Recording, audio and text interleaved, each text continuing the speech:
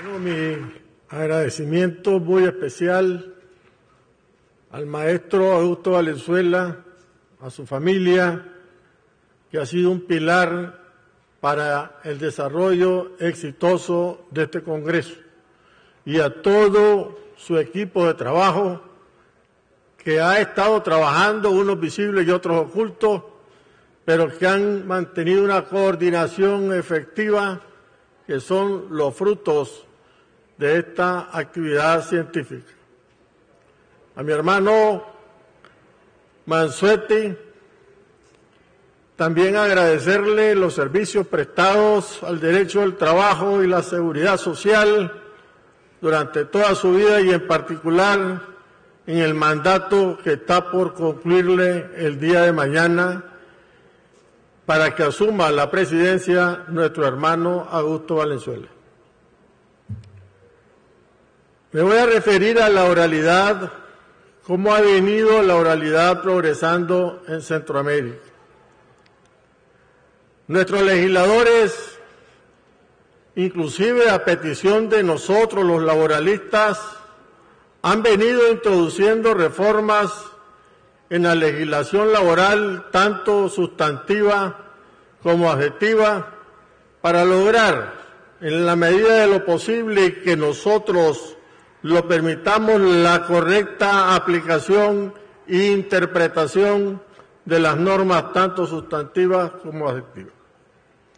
En esta parte de la oralidad,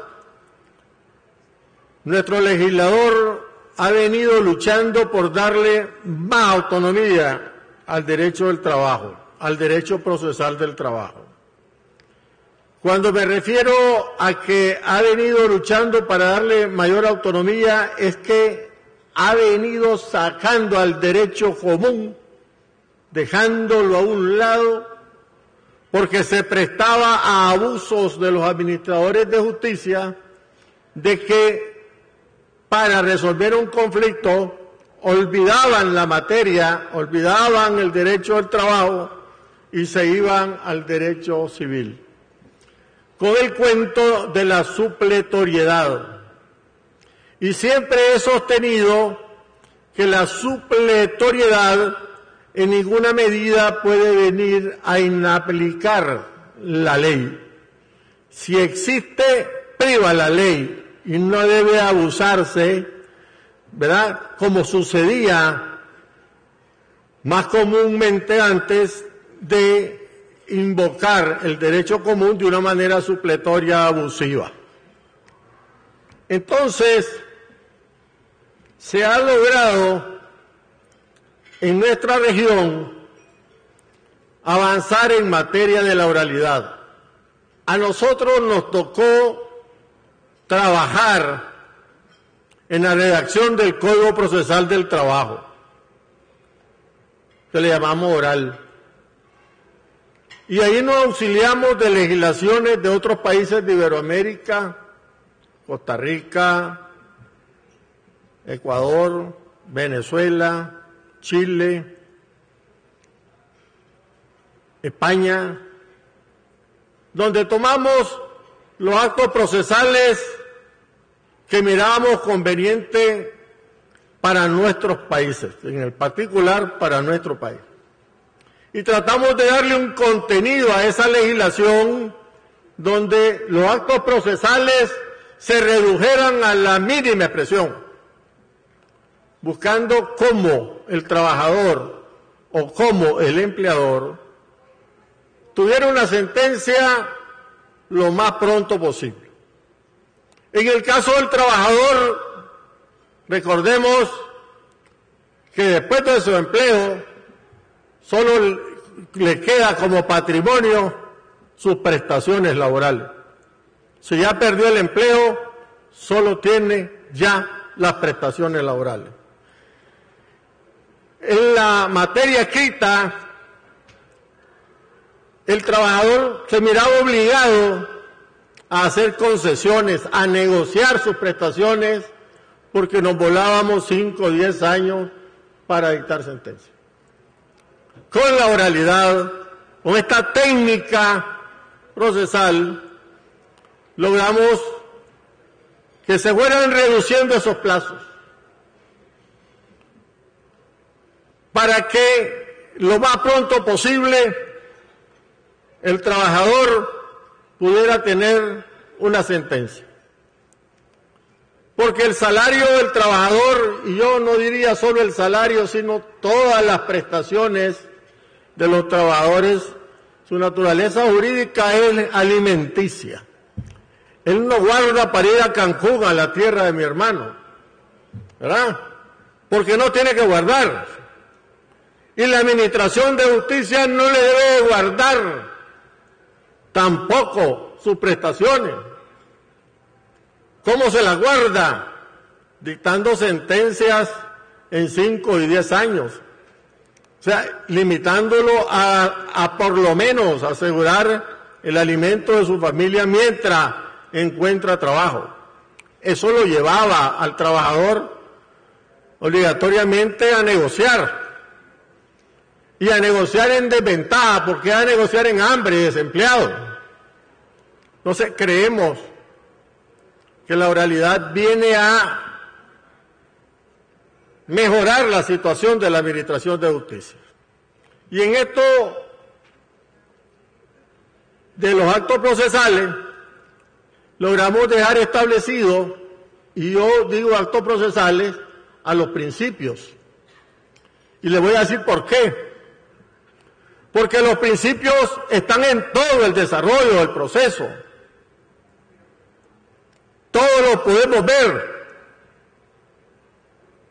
Cuando el juez está presente, ¿qué vemos? El principio de inmediación, ahí está el juez.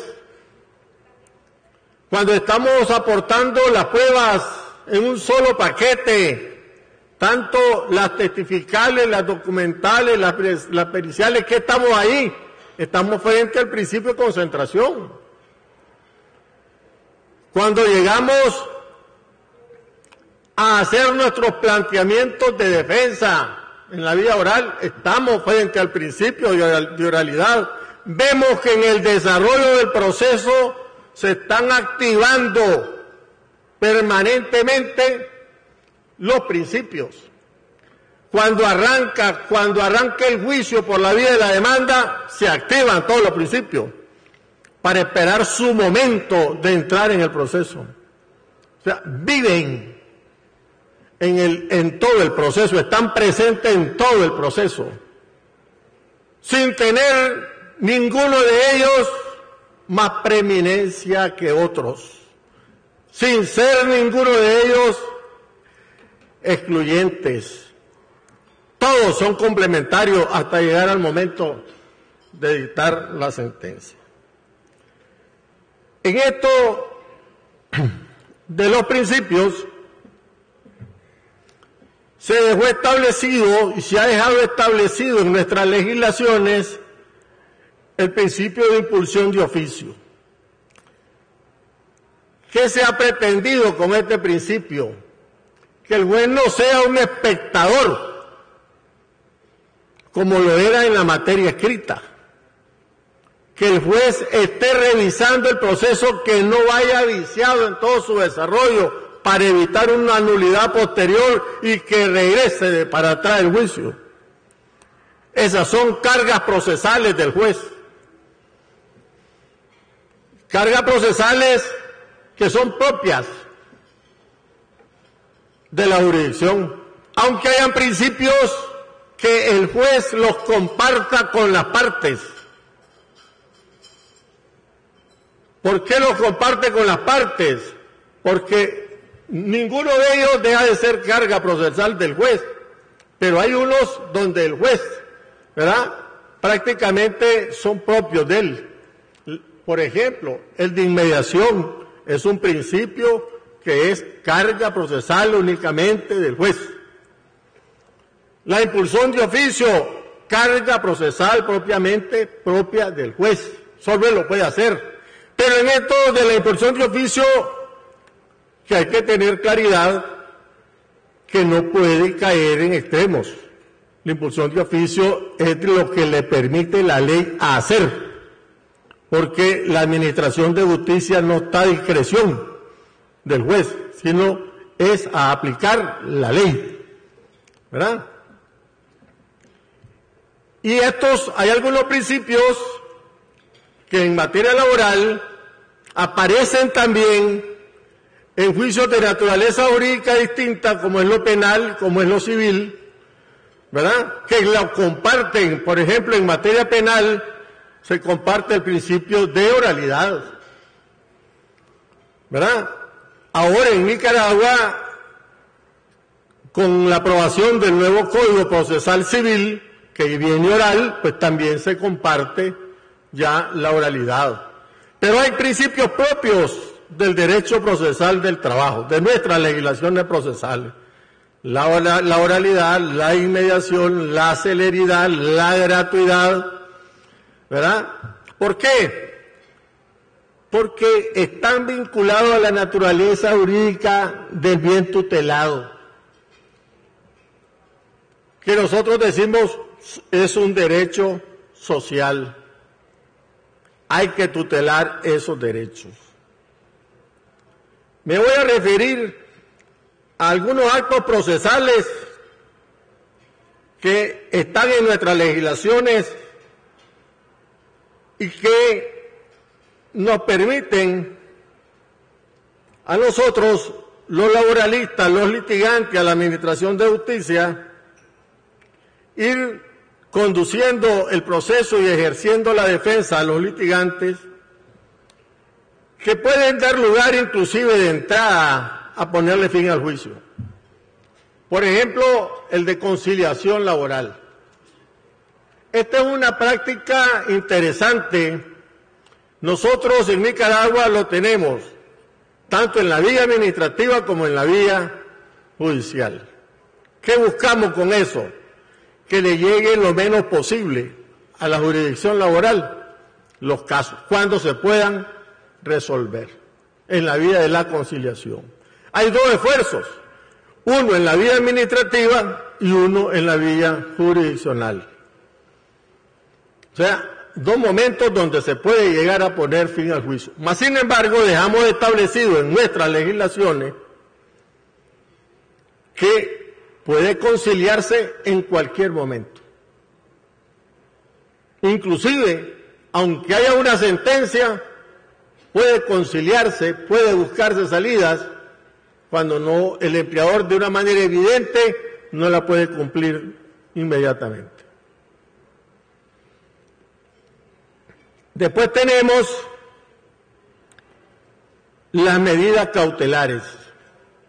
El juez puede dictarlas a solicitud de las partes y que se justifique cuando haya temor de que las resultas del juicio, ¿verdad?, puedan no tener garantías. Porque ¿de qué le sirve al juez, de qué le sirve al trabajador pasar por un proceso, dictar una sentencia y ponerle en un cuadro porque hasta ahí llegó, ¿verdad? Entonces la idea es que ante cualquier temor fundado de la parte, pueda pedirse las medidas cautelares. ¿Para qué? Para asegurar las resultas del juicio. Para mí son actos procesales importantes. Hay acto procesal que es discutible si es acto procesal o no es acto procesal, pero muy importante, que es el de la prueba anticipada, que no tiene el carácter de prueba, sino que el trabajador puede pedirle al juez para poder perfeccionar su sentencia, que le lleve algunos documentos antes del juicio, pero lo contempla la ley, ¿verdad?, para poder preparar su demanda de una manera, ¿verdad?, exacta, y que no vaya a ser objeto de rechazo por razones de que va oscura la demanda. Eso le permite al trabajador demandar de manera precisa sus prestaciones laborales. ¿Por qué? Porque cuenta en ese momento, antes de la demanda, con la información, porque el juez la manda a traer. En nuestra legislación es una novedad, porque no lo teníamos nosotros, ¿verdad?, en el momento cuando el juicio era escrito. Después tenemos la audiencia del juicio. Esta audiencia del juicio es la más importante. Eso define el juicio. Esos juicios que los hacíamos largos nosotros, que pasábamos años en ellos, eran el desahogo de las pruebas. Les dábamos largas y largas. Ahora en la audiencia, en una audiencia de media hora, nos encontramos con que se acabó el juicio. Y yo estoy promoviendo, a través de la Comisión Laboral, que soy miembro de la Corte Suprema de Justicia, una reforma al Código Procesal. ¿En qué sentido la reforma? De que una vez concluida la audiencia, el juez puede fallar. Está facultado para hacerlo. Todo el conocimiento del caso lo tiene fresco, fresquísimo. Es su momento para decir si yo tengo o no la razón. Porque inclusive la audiencia, esa audiencia, le permite también a las partes saber si yo estaba demandando algo correcto o no, si tenía la razón o no la tenía, que es una de las características preciosas del juicio oral, porque permite que las partes estén allí. En el juicio escrito, las partes no conocían al juez. El juez nunca estuvo en ningún acto procesal. Ahora no, ahora está en todos los actos procesales y en todos los actos procesales están las partes. Y yo digo que en el juicio oral ya no hay exclusiones, todo el mundo puede estar. Puede llegar la sociedad que se miraba privada de estar en esa audiencia porque en materia escrita solo encontrábamos al secretario en un recinto que solo alcanzaba él y los testigos, o sea, con unas condiciones que no permitían la presencia de más personas en esa sala. Ahora con la audiencia, ¿qué encontramos? Encontramos que hay esa posibilidad real de que las partes puedan estar ahí, que los estudiantes puedan llegar ahí, que los abogados litigantes puedan llegar ahí. Entonces, la audiencia del juicio es determinante. Es el juicio y ahí se puede dictar sentencia. En este salón está el presidente del Tribunal Nacional Laboral de Apelaciones de nuestro país. Le voy a pedir que se ponga de pie al doctor Luis Manuel Oseo, que es un profesional joven, con grande energía, y que yo sé que va a tomar muy en cuenta la propuesta de reforma del Código Procesal del Trabajo, por lo menos en esa parte, ¿verdad? Porque si nosotros logramos que el juez dicte sentencia ahí, estaríamos casi creando todas las condiciones para que la celeridad sea efectiva. Porque muchas veces los tiempos se pierden en la dictada de la sentencia.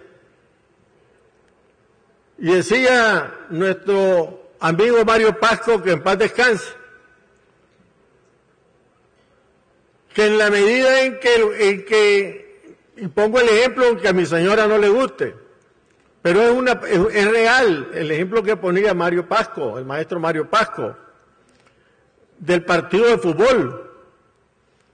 Si estamos en el estadio lo vemos todo y miramos todas las jugadas, muy bien.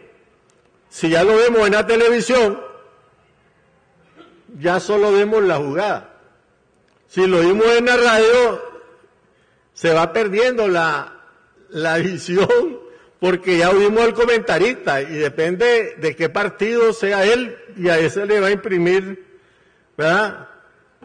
Va a decir que esa jugada buena era mala. Y si lo vemos en el periódico, solo vemos la foto. Entonces, con este ejemplo, el maestro Pasco, ¿qué nos decía? Que en la medida en que la persona se va alejando, ¿verdad?, del objetivo, va perdiendo la mediación. Por eso es que insisto, ¿verdad?, que en la audiencia el juez está facultado para dictar sentencia en ese momento. Que después la mande por escrito son otros 100 pesos. Pero bien puede hacerlo en ese momento. Para que vean ustedes cómo se estructuró cómo están estructurados estos códigos. Después viene, ahí en esa audiencia se desahogan en una sola audiencia de media hora, que no lo creíamos cuando lo estábamos haciendo, que una audiencia iba a dilatar media hora, 45 minutos, lo mirábamos imposible. Y ahora lo vemos en la realidad, cada día va avanzando más. Otra cosa importante que se ha dejado en nuestras legislaciones es que está la tutela de los derechos fundamentales. Cuando se plantea un caso que esté vinculado con los derechos fundamentales, ¿qué sucede? Se le da un tratamiento aún más especial, más expedito. Y aparece una figura importante que para los abogados, que lo conocemos, y los estudiantes de Derecho, que es la suspensión del acto. El juez puede dictar en el acto, puede dictar en el momento de la demanda, si lo considera que hay fundamento, suspender el acto que está violentando esos derechos. Y para concluir entonces, quiero decirles que la experiencia que hemos tenido con el juicio oral hasta hoy ha sido buena. Se ha logrado reducir los tiempos. Tanto los jueces, que es otra cosa que se me olvidó abordar por el tiempo, que es que logramos que los jueces sean especializados, abandonar la administración de justicia promiscua, ¿verdad? ¿Por qué le digo promiscua? Porque el juez conocía de lo penal, conocía de lo civil, conocía de lo laboral, conocía de familia, conocía de todo. Y lo pasamos a jueces únicamente del trabajo, pero además especializados. Se está pidiendo que cualquier juez del trabajo que quiera ingresar a la carrera judicial tiene que tener al menos una maestría en Derecho del Trabajo. Quiero concluir agradeciéndole a todos ustedes el haber estado aquí en este congreso, a mis compañeros de la asociación, ¿verdad?, que siempre hemos estado juntos, que es el llamado que siempre ha hecho nuestro paz presidente, ¿verdad?, que pues nosotros no lo olvidamos. Cuando Cavazo Flores, que en paz descanse, ¿verdad?, nos decía, y a mí me decía en lo particular una vez, hombre Donald, deja de pelear, que aquí no venimos a pelear. Y tal vez era que yo estaba gritando, porque así hablo yo, ¿verdad? Pero bien, son recuerdos bonitos de un maestro de todos nosotros. Gracias, muchas gracias.